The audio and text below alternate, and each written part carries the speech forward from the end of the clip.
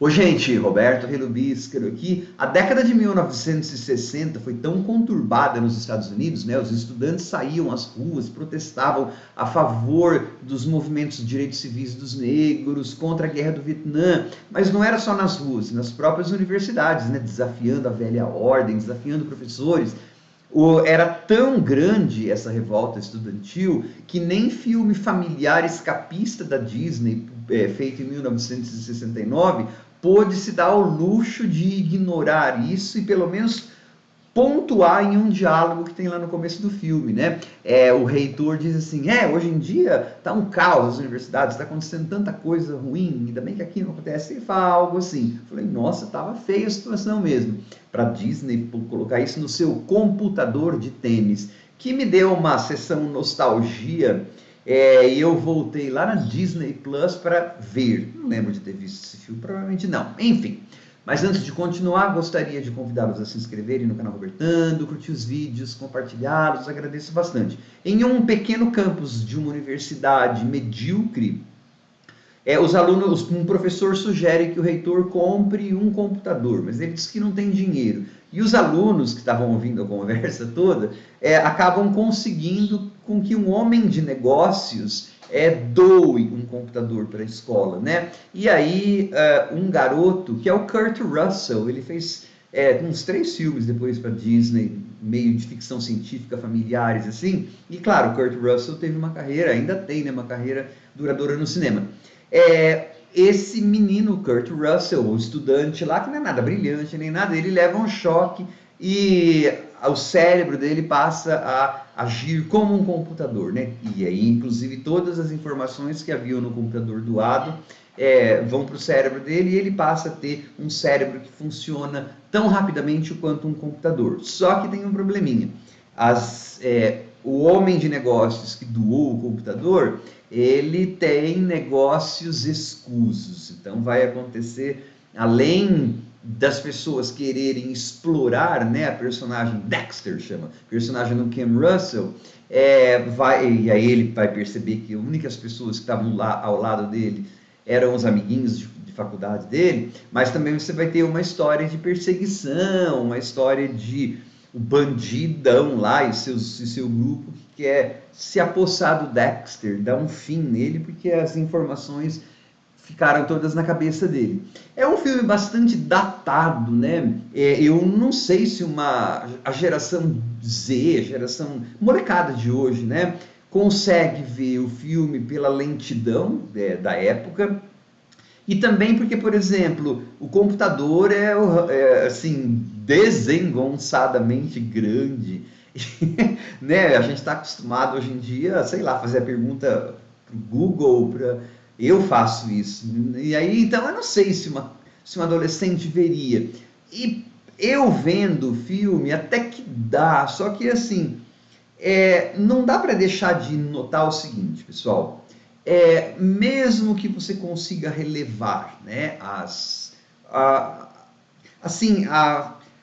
precariedade dos efeitos e tudo mais do filme, não dá para relevar o roteiro que não é bem feito. Porque assim, você pode fazer um filme familiar, um filme escapista, um filme para criança, adolescente, não sei o quê, mas com um roteiro bem feito. Esse aí, além de estar datado tecnologicamente e tal, ele tem um roteiro que, além de ser frouxo, tem alguns pedaços que são assim mal feitos. Então, por exemplo, tem lá uma hora em que o Dexter acaba, por algum motivo vocês vão ver lá, na cadeia.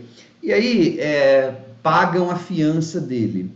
Quando ele está saindo da cela, ele percebe que quem pagou a fiança, ou quem está pagando a fiança, são os colegas de faculdade. Aí que ele começa a sacar que toda aquela fama que ele tinha não estava valendo nada. Os únicos amigos que ele tinha realmente era o pessoal da faculdade.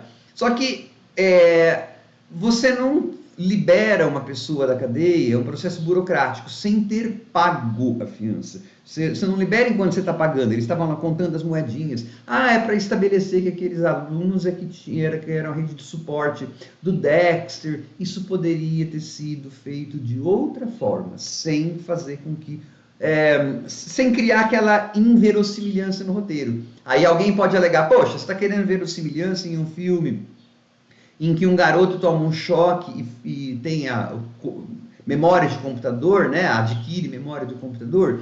Tem que ter verossimilhança mesmo assim. A verossimilhança é um processo interno, ela não é um processo externo, né? Por isso que a gente acredita que cachorro pode falar, desde que a história internamente seja montada dentro de um parâmetro que a gente consiga acreditar. O que eu estou querendo dizer traduzindo isso? Mais ainda, dentro daquele universo ficcional criado, é possível que um garoto pegue a memória de um computador para si. Ok, só que aquele universo ele não é tão fora do nosso, e isso está estabelecido no filme, não sou eu que estou falando, só para você ver o filme você vai perceber. Aquele universo ele não é tão fora do nosso, sim, que nos mostre que o sistema legal, o sistema jurídico, o sistema judicial funcione de forma diferente das nossas. Tanto é que tem um bandido, os códigos de justiça são mantidos de acordo com o nosso. Então, quando você tem alguém que sai da cela antes da sua fiança ser paga, pum, você tem um choque de verossimilhança dentro daquela história. Então, isso a gente tem que analisar quando você está falando do filme. Então, além dele ser datado, o roteiro não é bom. O que eu vou fazer? Né? Tem uma hora lá que, assim, para marcar a velocidade do cérebro dele, ele está respondendo uma prova e só lê assim e vai... Ok, depois tem uma outra hora em que ele tem que ler. Aí ele fica passando a mão no texto. Eu falei, cadê a consistência? Você já está estabelecido que ele não precisa fazer isso. Ele não precisa da mão. Na prova, ele não ficava passando a mão na prova para que ele conseguisse pegar toda aquela informação. Por que agora precisa? Consistência. O personagem tem que ter consistência. Claro, eu olho com alguém que entende mais ou menos de roteiro, né? E de arte dramatúrgica, do meu doutorado. Então, assim, por mais boa vontade que tenha, a gente tem que ver esses defeitos. Eu consegui ver porque, assim, despertou memórias afetivas de coisas que eu via nos anos 70, quando a Globo passava filmes da Disney, se meu Fusca falasse, aí pode ser até que eu tenha visto lá nos anos 70, quando eu era criança, tá? Como eu cresci vendo filmes dentro daquele ritmo, né? Gente levando banho de tinta vermelha. Então eu consegui ver, mas não sei se uma pessoa da geração mais nova ficaria assim, como que vocês conseguiam ver esse tipo de filme, né? Então talvez uma sessão saudade, uma sessão nostalgia para pessoas mais velhas, mas mesmo assim cairia por terra aquele antigamente que se fazia filme. Vocês veem que aqui no canal eu nunca falo isso, né? Porque tinha filme porcaria antigamente, tem filme porcaria hoje, tem filme bom de antigamente, tem filme muito bom hoje, né? Esse aí é um filme mediano, de mediano para fraquinho. Por quê? Porque o roteiro se abriu para coisas bem grosseiras, né? Não é um roteiro que tenha consistência, não é um roteiro bem feito. Então, esse computador de tênis, e se não me engano, eu não vou ver isso, mas eu acho que quando ele leva o choque e fica lá com a memória do computador, eu acho que ele não estava usando tênis, hein? Mas não vou ver isso de novo, não. Tchau.